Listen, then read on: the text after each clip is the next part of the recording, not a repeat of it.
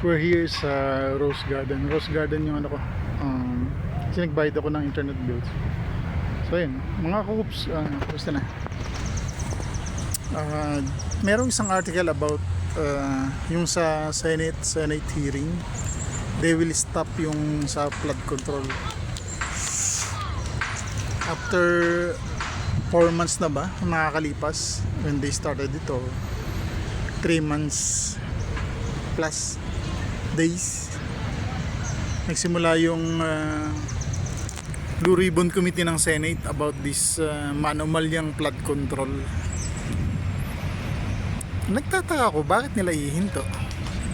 Meron na ba silang findings, meron na ba silang result?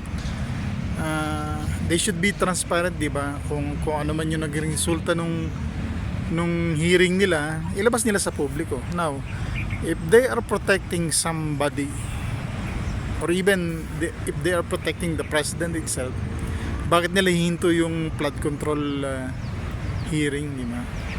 Manumalya, marami.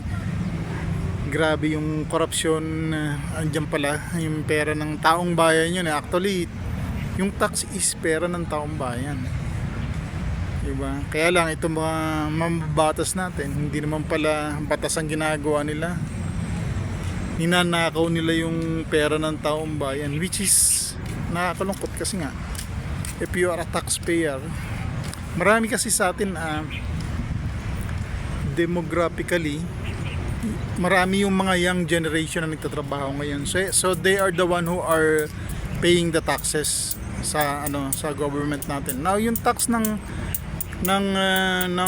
taong bayan is yung pera nagiging pera ng gobyerno. Ang gobyerno kasi is wala talagang pera. Ang nagiging pera nila is yung tax. So sa taong bayan galing yun. So ikaw, empleyado ka, bata ka pa, and you are paying tax, diba? Hindi mo alam yung tax mo pala nabubulsa ng mga kurakot na politicians. Through yung mga projects nila. Yung projects naman pala na yun is our ghost project, diba? Ibig sabihin, may project, may amount, but yung implementation ng project wala. Nakakalungkot. If you are a taxpayer talaga, tapos maraming kabataan kasi ngayon, they don't mind na yun nangyayari sa bansa natin. Sadly, kasi nga may trabaho sila, they can pay the tax which is required sa income nila. Ngayon, biro mo nga yun, you are tax sa income mo. Okay, nabawasan yung income mo. Then pag bumili ka or kumain ka sa isang fast food store, may VAT that is 12%. So yung take home money mo talagang liliit. Maliit na, tapos liliit pa lalo kasi nga when you buy something or you purchase something or you eat somewhere, meron pang tax yun. So bali 2 tax na yun, di ba? So nangyayari sa mga kabataan ngayon, may trabaho, may utang. Di ba? Kasi nga malakas sa loob nila mga utang kasi meron silang trabaho and pwede sila magbayad. Meron tayong dyan naririnig nyo in the background. So yun nga, bakit hihinto ng Senate yung flood control hearing? Bakit nila hihinto? They should come up with the result. Nila, maging transparent sila, ipakita nila sa publiko. Hindi lang sa mainstream media nila ipapakita yon, ipakita nila sa mga vloggers din, sa lahat ipakita nila. Ito yung naging resulta nung hearing namin about flood control. Now, kung walang resulta, bakit nyo hihinto?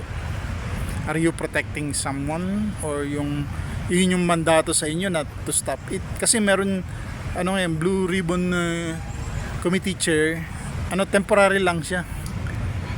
Siya yung pinaka-vice dati nung dating nakaupo, umalis. Siya yung pinalit niya, si Bendalo, si Mr. Tulpo. Sabi niya pwedeng baliin yung batas. Now, kung yung Bendalo mong ginawa namin, hindi kami magbabayad ng tax kasi beben nga namin yung law. Ano yung magiging resulta? Diba? Minsan meron tayong mga senador na sumikat lang tapos tumakbo ng politiko, nanalo. Pero sa batas pala ayun, di ba, bineben yung law. Imagine that you will bend the law. Batas na nga yun . So if a senator can bend the law, kami rin, di ba? Alangan ng kayo lang ang magbe-bend ng law.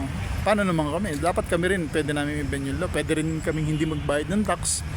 Di ba? So yun nga, yung hearing about sa flood control, ano na? Nga na naman tayo, nga na naman kami. Ano na naman yung naging resulta? Bakit nyo ihinto? Dapat meron yung ano nakita ko lang kasi sa article yung ihinto na. So it could be happening now or hindi pa nangyayari o balak pa lang nila. But if you do, please let us know yung resulta nung ano. Kung kalahati lang yung natakal nyo, si Marcoletas there before, magaling siya So napalabas niya yung Diskaya. Ang daming anomalous project. Isang contractor lang yun. Within the last ilang taon, 3 years, ganun na yung nakurakot ng mga politicians. Tsaka maraming ghost control projects na naglabasan, di ba? Ngayon. So kayong mga senador, if you are very transparent, lalo na yung Blue Ribbon Committee, tell us kung bakit nyo ihinto, bakit nyo balak ihinto or ihinto na, at ano po yung naging resulta. Ang sa amin naman, wala kaming pakialam kung ihinto nyo. Basta yung resulta at yung aksyon na ginawa ninyo, di ba? Kung meron kayong napatunayan or ganun nga, meron ngang mga ghost projects, let us know. Tapos ano yung susunod na hakbang na gagawin nyo? Kasi kayo yung mambabatas, di ba? Hindi yung puro kurakot na lang yung nangyayari dito sa Pilipinas. Kawawa yung bansa natin. Kaya pala during 9/11 noon sa Amerika, may nagtanong kay President George Bush noon, tinanong, sinong pinakamayaman na bansa? Ang sagot niya, Philippines. Kaya lang, hindi masabi ni President Marcos Sr. kasi nga, patay na siya. So, yung America itself knows that mayaman ang Pilipinas. But, ang problema nga dito sa atin, mayaman ang Pilipinas, but maraming magnanakaw. Yun lang po, hoping na kung sino yung makapanood dito, mag-comment kayo bakit ba hinto, kundi hindi ko naman alam din di ba? Kung tinatago nyo lang yung yung plan nyo na yan, ano bang resulta, meron ba kayo napatunayan, and let us know kung ano yung susunod na hakbang nyo. Yun lang po mga kakups, isa.